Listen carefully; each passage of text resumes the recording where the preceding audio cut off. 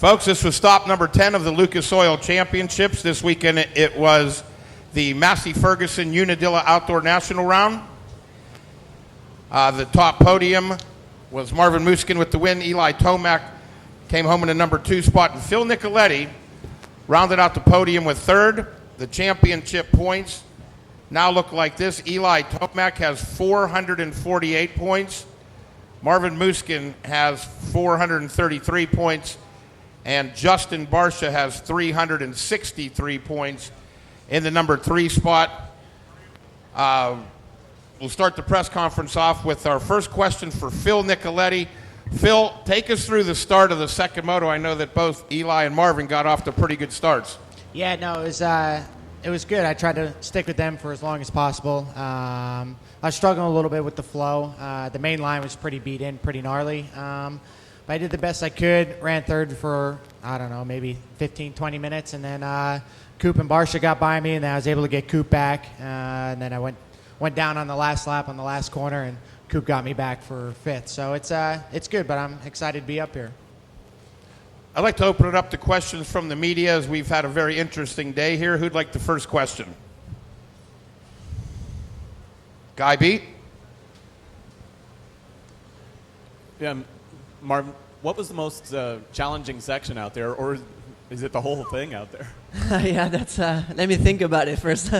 Yeah, like you said, yeah, it was basically the whole track was really tough. Yeah, to really pick one section is really hard, but yeah, the track obviously was better second moto. It was the main line got drier, and we're able to go faster and get good traction, and so it was better, but definitely a tough track all day. I mean, both motos, and basically most important was to stay on 2 wheels, and a crash would have been really bad, to get back up and all that, but yeah, definitely a tough track today. Next question.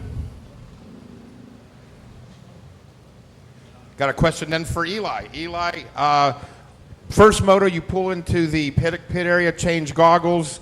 At that point, I mean, normally that would be, a tough way to come back, but it seemed like that really sparked you once you got some clear vision. Yeah, it was. That moto was crazy. It was like the pit stop moto, and it was just that's all you can really do, especially that early in the race. When you lose your goggles, you're kind of hosed. So. Came in, and we made a quick stop there and got going again, and that's when we made our big time up, was in that first moto after we got the goggles that time. So that was kind of crazy, but it was cool to still pull it off that way. Next question from the media. We don't have Jason, so he'll be here. Jason's not here, so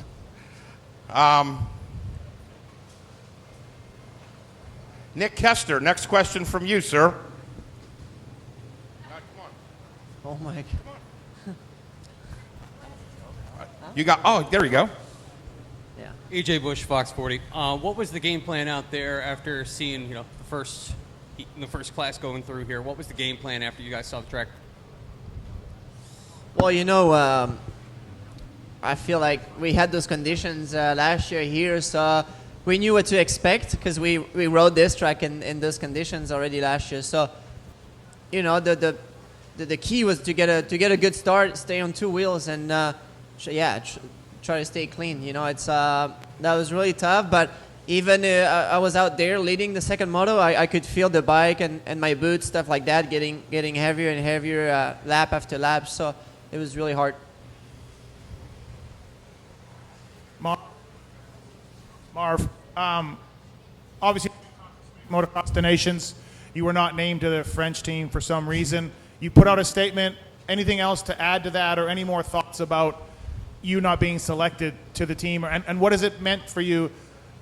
Some of the American fans I see on social media are upset also for you, and we know about the Red Bud incident. Does it seem cool to have some Americans really upset for you?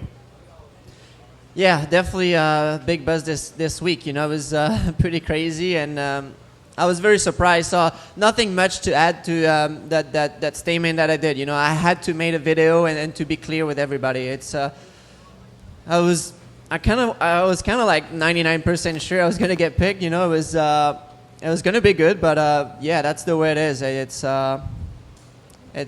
not in my control, and I have nothing to say right now. I'm not now focused on myself and on my championship, and but yeah, it was cool to see the support from the French fans and also the American fans. You look motivated to me to be on the team today. Yeah, I think so.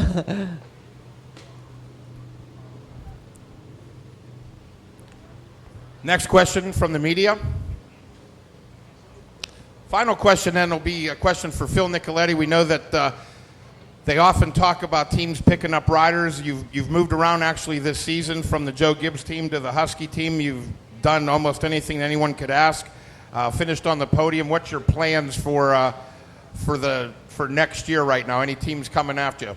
Man, I don't know. Right now, racing in the U.S. is tough. I kind of sit on the podium as could potentially be my last Unadilla. I'm not really sure. I don't know where it's going to lead to next year, whether I go somewhere else in other countries or what. But yeah, so to do it this year was pretty cool, especially where I was at mid-season, not being able to know where I was going to go with other riders coming back at JGR, and I was lucky enough for the Rockstar Energy Factory Racing Husker Varner team to take a chance on me, pick me up. But Red Bud, I delivered them a top 5, which was good. But on days like today, it's where it really counts. And, obviously I destroyed a lot of parts and equipment today, but I think a podium kind of offsets the cost on that one. So, yeah, I'm just excited.